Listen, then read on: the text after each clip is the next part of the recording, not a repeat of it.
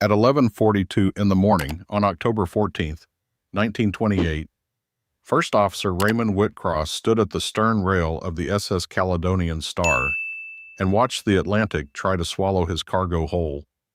The freighter was 3 days out of Baltimore, loaded with 47 International Harvester McCormick-Deering 10 to 20 tractors, each weighing 3,600 pounds, stacked and chained in the forward hold. The storm hadn't been on any forecast. It came up from the southeast without warning, fast and furious, the kind of weather that made the North Atlantic the graveyard it was. Whitcross had spent 19 years at sea. He had never seen a deck shift the way the Caledonian Star's deck shifted that morning. This is the story of those 47 tractors, where they were going, why they mattered, and what their loss meant for the farmers who were waiting for them. And to understand what was at stake, you have to understand what 1928 looked like on a farm. The horse was still king in most corners of rural Europe. Britain, France, the Netherlands. Smallholder farmers working 5 to 30 acres still relied on draft animals for plowing, cultivation, and harvest. The tractor had arrived, but it had not yet won. Manufacturers like International Harvester were fighting a war of persuasion, trying to convince skeptical farmers that kerosene and steel could replace muscle and hay. The McCormick-Deering 1020 was their weapon of choice for that war. It weighed roughly 3,600 pounds, produced 10 horsepower at the drawbar and 20 at the belt pulley, and it ran on distillate fuel after warming up on gasoline. At around $1,000 per unit, it was not cheap. But it was durable. It was practical. And it could plow 2 acres in a time a horse team needed 4.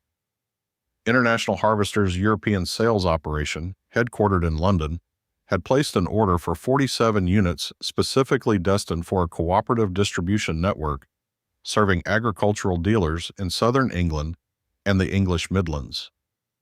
Those tractors had been assembled at the IH plant in Chicago, loaded onto rail cars to Baltimore, and transferred to the Caledonian Star in late October. The timing was deliberate. The harvest season was ending. If the machines arrived by November, dealers could prepare inventory and demonstrate units before the spring plowing push began. Miss that window, and the sales calendar slipped 6 months. Miss 6 months in 1928, and a competitor might move in. See that subscribe button? It's our exchange. Your way of saying this reached me. Not about the action's size, but its meaning. Hit it if this resonated, drop a like if it moved you, and comment your thoughts on this story. Let's complete this circle together. The Caledonian Star was a British-flagged general cargo vessel of 4,200 tons displacement, built in 1921 at a Newcastle yard and operated by the Monarch shipping line out of Liverpool. She was not a glamorous ship. She was a working vessel, hatch covers, cargo winches, a crew of 31, and a schedule that ran Baltimore to Bristol with stops when the cargo demanded it. Captain Alec Drummond had commanded her for 4 years. He knew the North Atlantic. He respected the North Atlantic. What he could not have anticipated was the storm system that meteorologists would later classify as an extratropical cyclone of unusual intensity for that latitude in mid-October. The barometric pressure dropped faster than instruments could reliably track. By 1300 hours, the seas had built to 22 feet with breaking crests. The Caledonian Star rolled to 38 degrees on her port side and held there for a nauseating moment before recovering. Below decks, the lashing chains on the tractor cargo had been checked and rechecked after departure from Baltimore.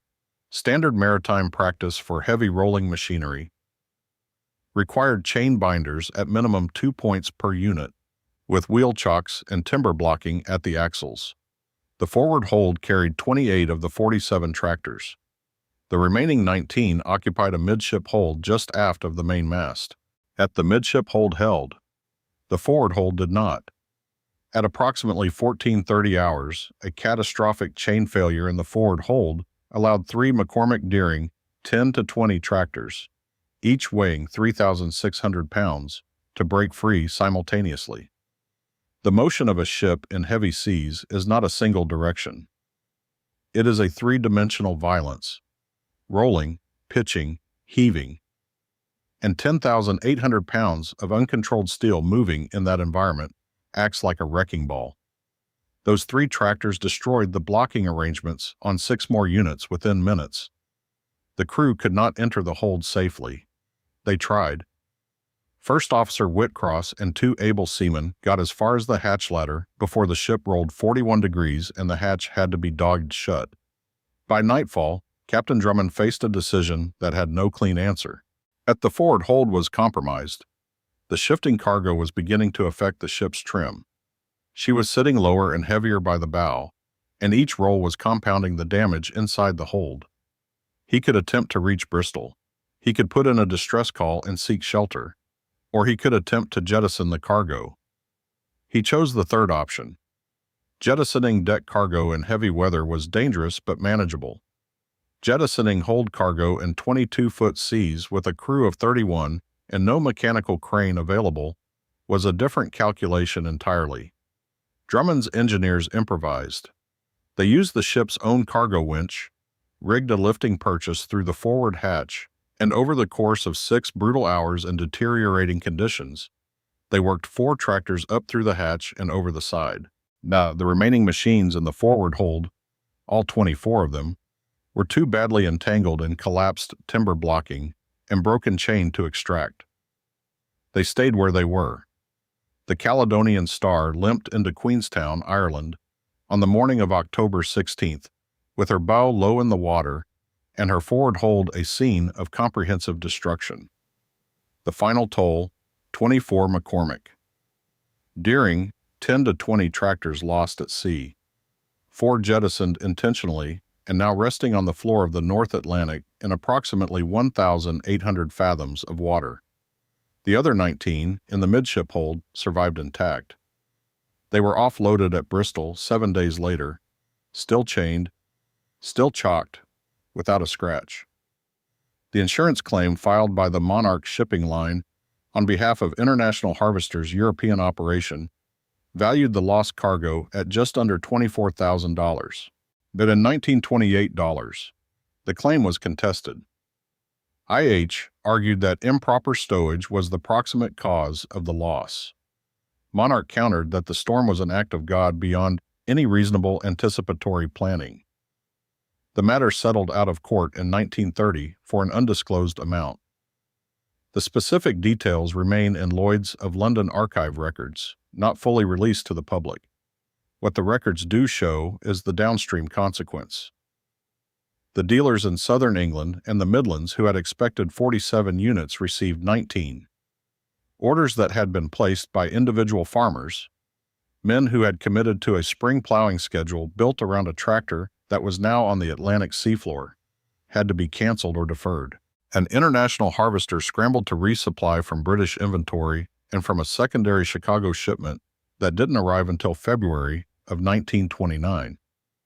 Some farmers waited. Some went back to horses. At least 2 dealers lost their IH franchise agreements within 18 months, not solely because of the 1928 loss, but the disruption didn't help. First Officer Raymond Whitcross filed a detailed account of the cargo failure with the Board of Trade in London.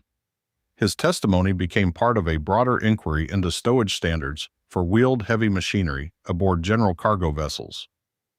The recommendations that came out of that inquiry, requiring minimum 4-point lashing on any unit exceeding 2,000 pounds with independent chain and timber systems, became standard practice in British cargo shipping by 1932, and other maritime nations adopted similar standards within the decade. Captain Alec Drummond continued in command of the Caledonian Star until 1933. He retired to Glasgow and died in 1951. He gave one recorded interview about the 1928 storm, published in a Clyde Maritime journal in 1947. He described the sound of the tractors breaking free in the forward hold as, and these are his words, like a goods train derailing inside a tin shed. He said he never loaded wheeled machinery again without personally inspecting every lashing himself. The 19 McCormick-Deering 10 to 20 tractors that survived the crossing served English farms for years, some for decades. The last documented survivor of that specific consignment, traceable by its serial number to the Bristol offloading manifest, was still working a farm in Worcestershire as late as 1961. At 33 years after the ship that carried it nearly took it to the bottom of the sea, those 24 machines at the bottom of the Atlantic never turned a field. But the rules their loss created protected every piece of heavy cargo that crossed those waters for the rest of the century. If this story moved you the way it moved us, hit that like button.